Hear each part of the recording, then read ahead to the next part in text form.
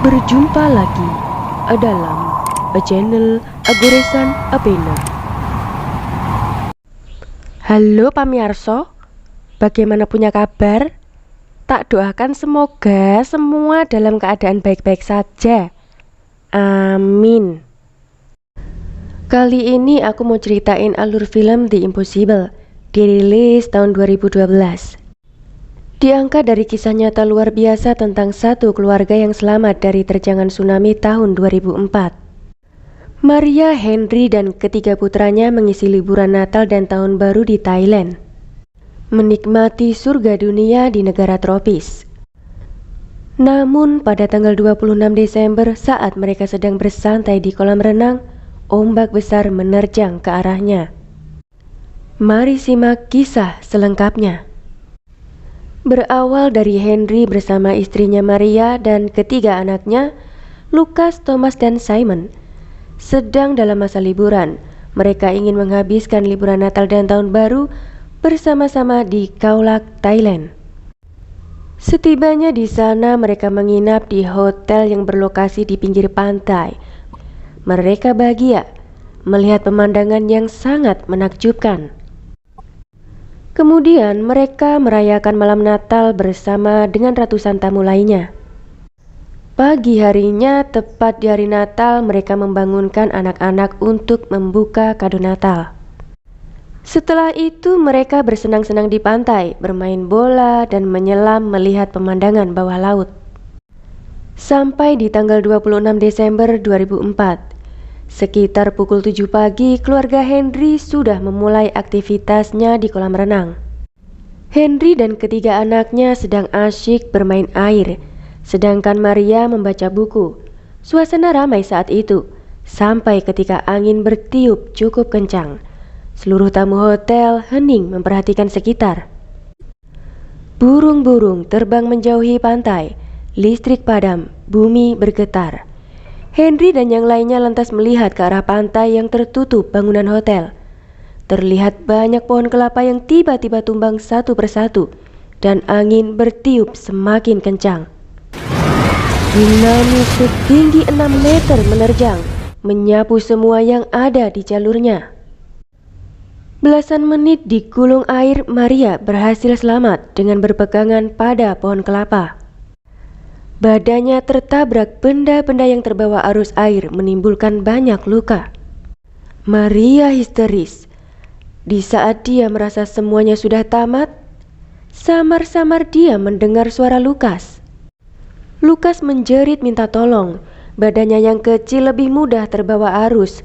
Maria yang melihat itu lantas melepaskan pegangannya dan berenang mendekati Lucas.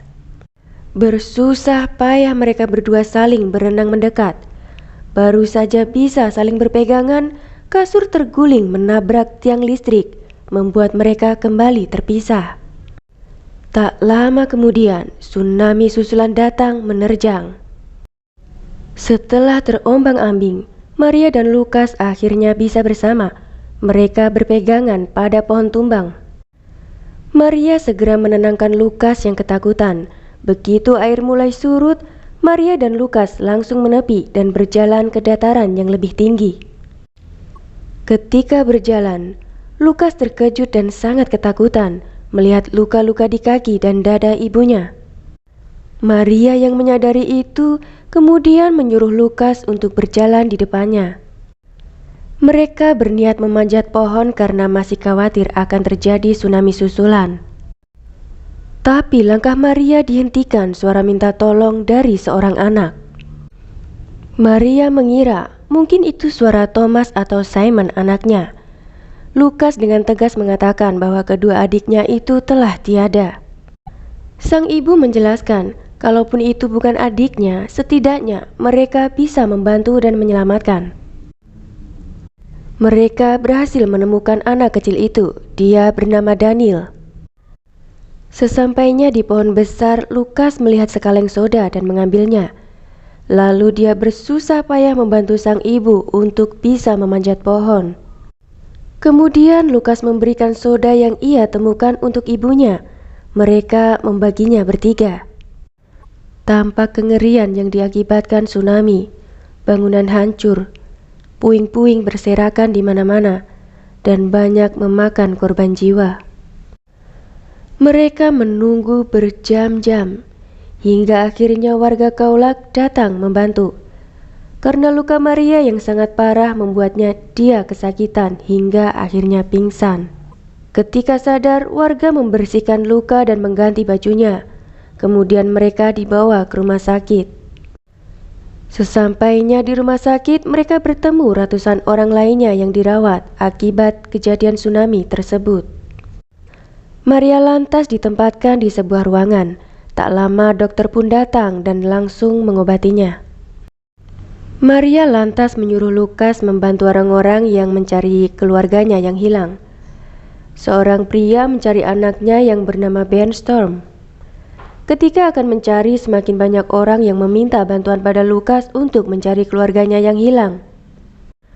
Lukas memanggil-manggil nama Ben Storm, dan tak disangka ada seorang anak yang menyahut panggilannya. Lukas menjelaskan pada anak itu bahwa dia mengetahui keberadaan ayahnya. Lukas bergegas memanggil ayah Ben Storm. Akhirnya, ayah dan anak bisa berkumpul kembali. Lukas tersenyum, tapi dia juga bersedih. Dia tak seberuntung mereka yang bisa bertemu kembali dengan keluarganya. Saat akan memberitahu hal itu pada ibunya, Lukas terkejut karena ibunya sudah tidak ada di ruangan.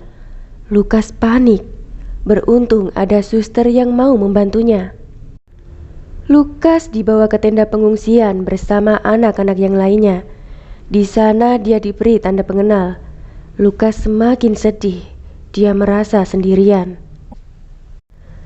Di lain sisi ternyata Henry selamat.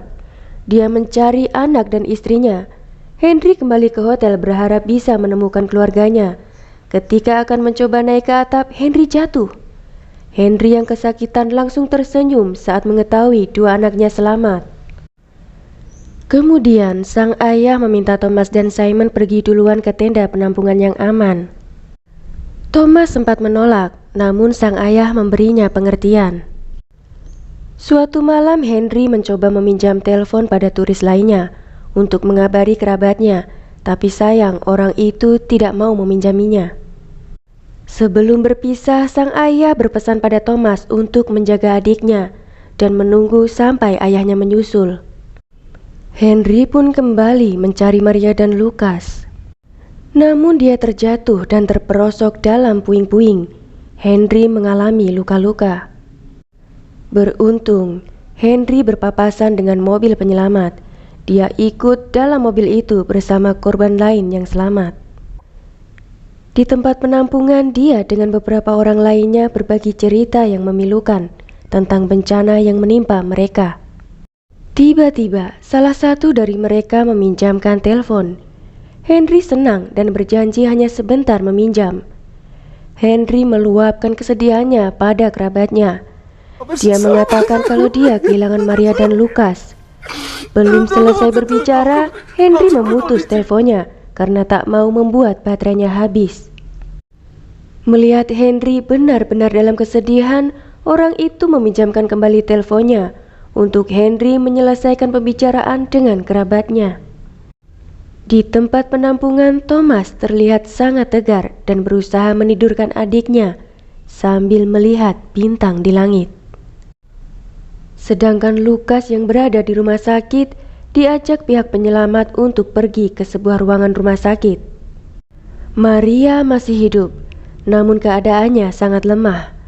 Lukas pun langsung memeluk ibunya. Haru tak dapat terbendung. Pihak rumah sakit pun meminta maaf pada mereka berdua, karena saat itu Maria harus segera ditangani dan dioperasi. Henry dan temannya kembali melakukan pencarian, mulai dari tempat penampungan jenazah sampai ke tempat-tempat penampungan korban yang selamat. Namun usahanya belum berhasil. Kemudian Henry melanjutkan pergi ke rumah sakit terdekat. Saat akan berangkat ke rumah sakit, Henry bertemu dengan wanita yang satu mobil dengan Thomas dan Simon kemarin. Henry menanyakan keberadaan anaknya, dan ternyata Thomas dan Simon dibawa tim penyelamat lain karena wanita itu tidak mendapat izin untuk menjaganya. Lukas yang sedang menjaga ibunya tak sengaja melihat Daniel telah bertemu dengan ayahnya. Lukas yang terharu ingin memberitahukan pada ibunya, namun Maria yang tampak lemah kembali menanyakan keadaan kakinya. Lukas mengatakan jika kaki ibunya baik-baik saja. Padahal Lukas panik dan segera menemui perawat dan mengatakan kalau kaki ibunya semakin parah. Perawat menenangkan Lukas dan akan melakukan yang terbaik untuk ibunya. Henry dan kawannya sampai di rumah sakit. Mereka hanya diberi waktu 5 menit untuk melakukan pencarian, karena nantinya mobil akan pergi ke tempat penampungan lain yang belum didatangi. Henry berusaha secepat mungkin melakukan pencarian, mulai dari daftar pasien sampai keliling ke beberapa ruangan. Lukas yang melihat ibunya semakin memburuk langsung pergi mencari air minum untuk ibunya. Saat ia ingin mengambil air minum, secara tidak sengaja Lukas melihat ayahnya. Dia berlari mengejarnya. Di waktu yang sama Simon kebelet pipis dan dia turun dari mobil. Thomas yang melihat itu langsung mengikuti adiknya. Henry yang tidak menemukan hasil apapun memutuskan untuk pergi, tapi saat akan berangkat mobilnya malah mogok. Lukas terus berteriak dan memanggil-manggil ayahnya. Siapa sangka teriakan itu didengar oleh Simon dan Thomas, dan kedua anak kecil itu langsung berlari menghampiri kakaknya. Mereka bertiga kembali bertemu setelah tragedi yang menimpanya. Secara mengejutkan, Henry pun datang karena dia mendengar teriakan Lukas. Mereka semua berpelukan, sedih, haru, bahagia, jadi satu. Kemudian Lukas menceritakan bahwa ibunya dalam kondisi lemah. Maria tampak bahagia melihat suami dan anak-anaknya masih hidup. Henry memeluk istrinya, dan saat itu Maria mengatakan dia akan segera mati dan menitipkan anak-anaknya. Henry terus menyemangati istrinya bahwa semua akan baik-baik saja dan Maria akan segera sembuh.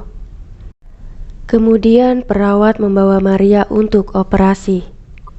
Di malam sebelum operasi, pasien di samping Maria mengatakan dia mempunyai keluarga. Dia juga mengumpulkan kekuatan agar bisa melihatnya kembali. Di situ Maria termotivasi untuk terus bertahan hidup. Pada saat operasi, Maria bermimpi kejadian tsunami yang sangat mengerikan, dan di dalam mimpinya dia berhasil selamat dari tsunami. Henry dan ketiga anaknya menunggu sampai operasi selesai. Bahkan mereka sampai tertidur. Henry yang melihat Lukas bermimpi buruk langsung menenangkannya. Semua akan baik-baik saja dan mereka akan segera pulang. Keesokan harinya petugas asuransi menemui Henry. Ia mengatakan ditugaskan untuk mengurus perjalanan mereka dalam menjalani pengobatan Maria di Singapura. Lukas menghampiri ibunya dan mengatakan kalau dia bertemu dengan Daniel dan sudah bersama ayahnya. Maria yang mendengar itu bahagia sekaligus bangga pada putranya, karena Lukas telah membantu orang-orang di sekitarnya. Ketika Maria melihat daerah yang terkena tsunami, Maria sedih, tapi dia bersyukur karena mereka masih selamat. Film pun berakhir. Film ini asli sedih banget. Teruslah berbuat baik pada sesama, cintai keluargamu, dan jangan berhenti bersyukur. Terima kasih yang sudah menonton. Sampai jumpa di video berikutnya ya.